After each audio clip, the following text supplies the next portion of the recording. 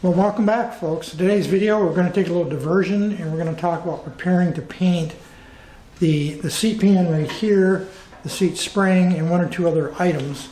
It's not quite the season to paint yet. It's still a little cool. It's early spring 2025. It'll be a while yet, probably a month, maybe 5-6 weeks before I could paint outside. But I wanted to get the process organized in my head. The paints I'm going to use, the chemistry, the solvents involved, the hardeners, and make sure everything works well together, because I'm going to be using two different types of paint for this, which really is a result of a discovery I had when I was examining the seat and the seat spring a few days ago. I learned something, and I've done some research, and I discovered something I wasn't expecting. So let's move in a little bit closer to the seat, and I'll explain what that discovery was. Those of you that have been with me for a while may recall that I bought this seat pan that you see in the shot right now on eBay, because the original seat that was on the tractor was clearly not original to the machine. And in fact, as best I can determine, it probably came off an era of like the Ford 2000 series based on photos that I can find online. And it clearly didn't fit this tractor, and someone had adapted that later model seat to the seat spring that you can see right here. I do believe that is the original spring, and Bubba had made it work, that later model seat, but it wasn't right for this tractor, so that's why I picked this one up. And my original thinking is that someone had painted it blue. Obviously you can see the remnants of blue paint, and when you flip it over, the backside shows evidence of the blue having been painted over red. So my thinking was that this seat pan was originally red. Well, when I got to looking a few days ago or a week ago at the seat spring, it obviously is black. And I don't know how well that comes through in the video, but that's painted black. And I do believe that is original to this seat spring. I can find no evidence of any other color, nor can I find evidence that it's ever been repainted. So I think that is original paint. That got me to thinking, well, what was the original color of the seat? Was it red like I initially thought, or was it black? So I went online and started doing some research, and I found a lot of photos of restored machines as well as original machines, and lo and behold, all of them showed that were restored, I think correctly anyway, showed a black seat pan and a black spring. So I believe the original color was black of the seat. And somewhere along the way, can't explain it, someone had repainted the seat red, and then even subsequent to that, they repainted it or painted it blue. So my plan is, instead of painting the seat red, the New Holland red I've been using on other components, I'm going to repaint the seat black as well as the spring, and try to get them back to the original color combination that I believe was right for this machine. So to accomplish the repaint in black, obviously these pieces have to be stripped, and I have to come up with black paint, which I actually have from other projects. And so we're going to move over to the bench right now, and we're going to talk about the paints I'm going to use, some of the chemistry that I've got to sort out before I can put together my final plan for the repaint of these pieces. So let's go over to the bench. At least one other component I'm planning to repaint later this spring, besides the seat and the seat pan, we'll come back to that in a minute, is the air intake pipe that goes from the air cleaner canister to the carburetor, and you can see that right here. And again, I don't know whether this is original to this tractor. It does show evidence of red paint here, which I think was original on this piece, as well as obviously blue.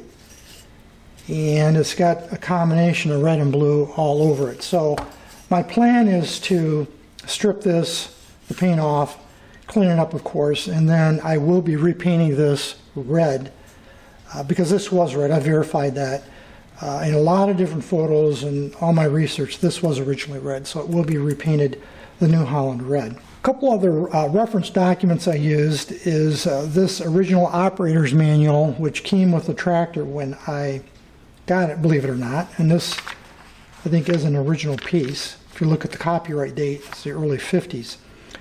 In this illustration, this photo here, this color photo, does show a black seat and a black seat spring, as well as this reproduction of the master parts catalog also shows, here's the 8N right here, shows the seat as black seat and black spring.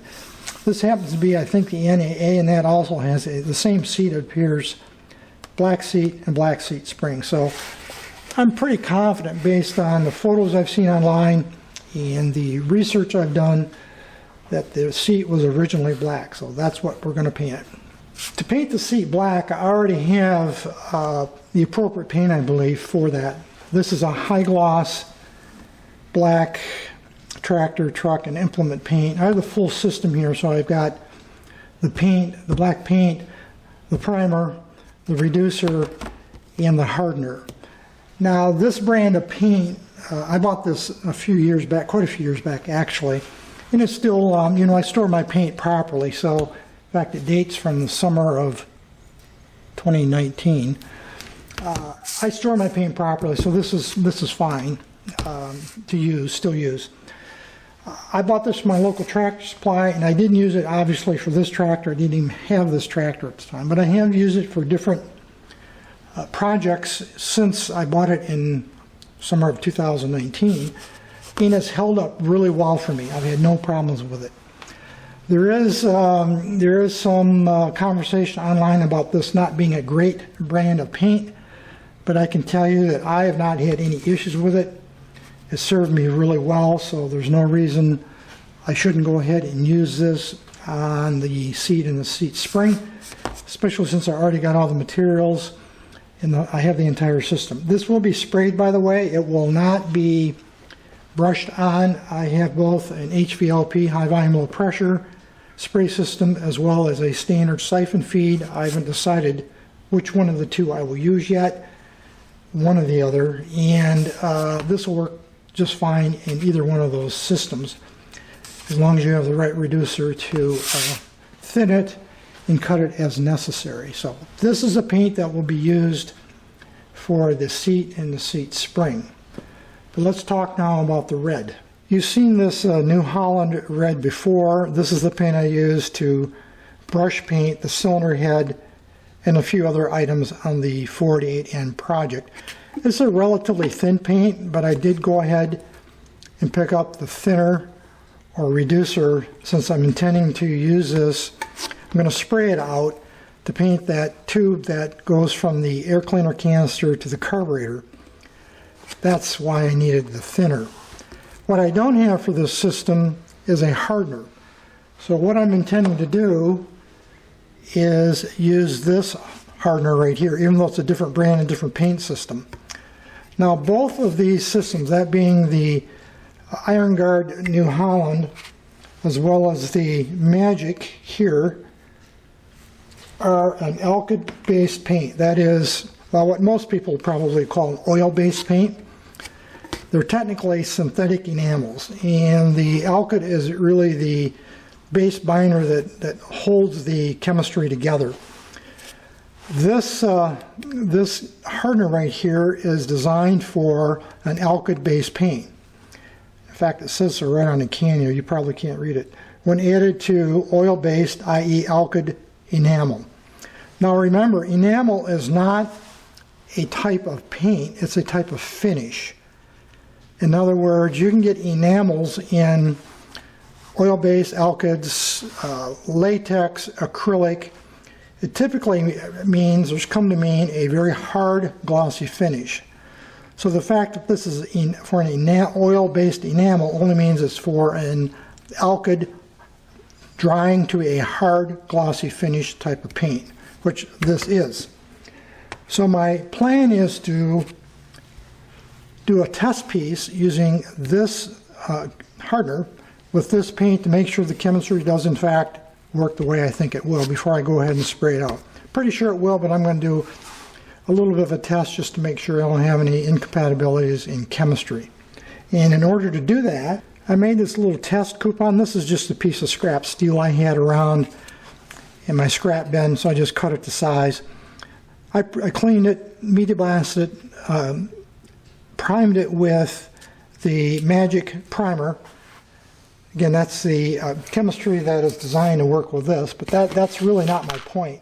My point in all this is to now paint this, I'll brush paint it with this paint using this hardener and look for a reaction and make sure the chemistry is compatible. The only reason I got tape around the edges is so I can handle it without touching the finish. I only need a very small quantity of this paint to paint that little coupon. So what I'm going to do is use a syringe here. I have all kinds of these syringes. We used to have large animals, my wife and I. We had horses, llamas, goats for years. And it's very common that we'd have to give them injections. So I kept the injection tube itself because I like the measurements on it. And I have, I think, 3, maybe 4 different sizes of these. Let's see here, what do I got? I got 3 right here. Of course, I dispose of the needles. I don't need those, but I did flush them out really good, and then I keep them around for measuring purposes. So I'm going to use this one to measure out just a small amount of paint. Fill this glass jar right here.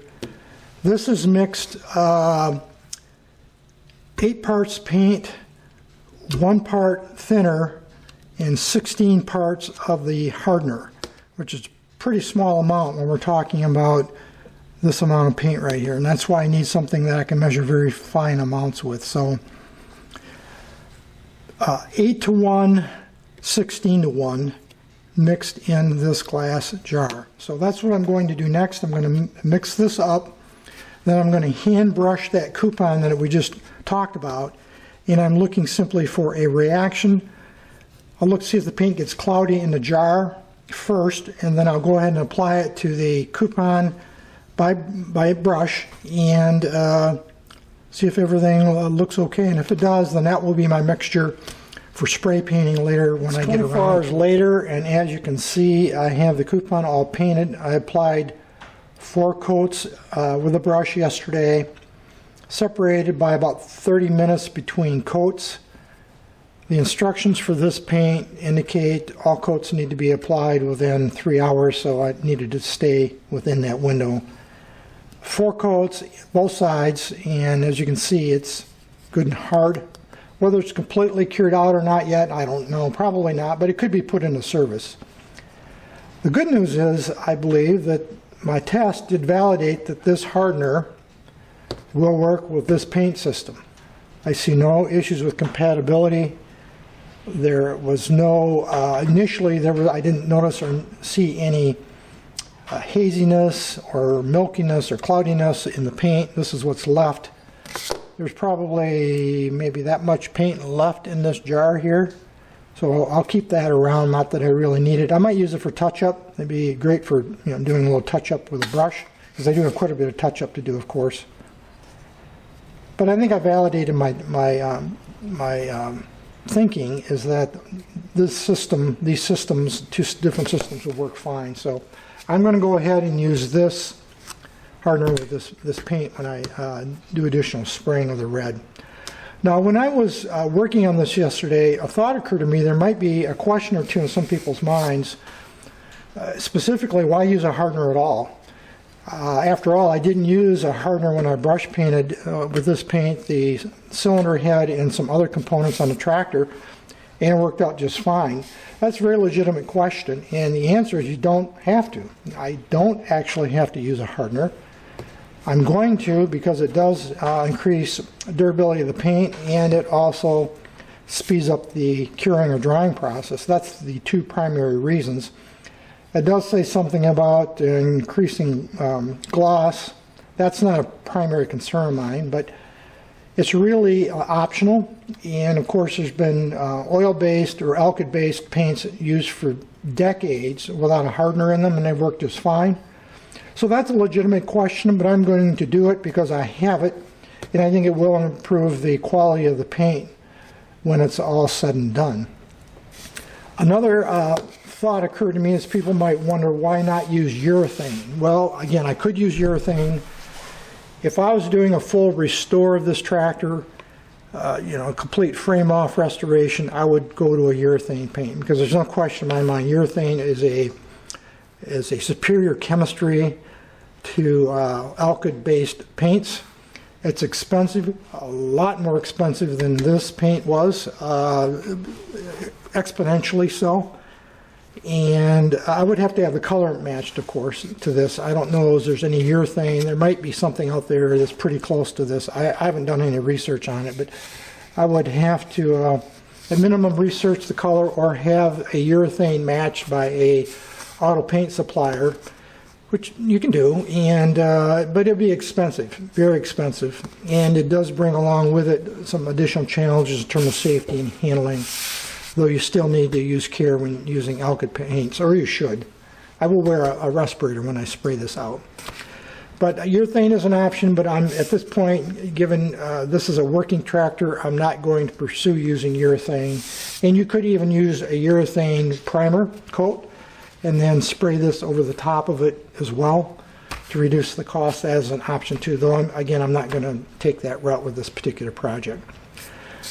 So that's going to be it, I think, for this little conversation around paint chemistry and going forward what my plans are. If there's any issues, questions, thoughts, drop me a note. Otherwise, as usual, thanks for watching. How many people know what this little bolt or plug I'm pointing to with the red tip pointer is for? It's on the steering column. If you know what that is, or you think you know what that is, drop a note in the comments section. And Pete, you can't respond because, after all, that would be cheating.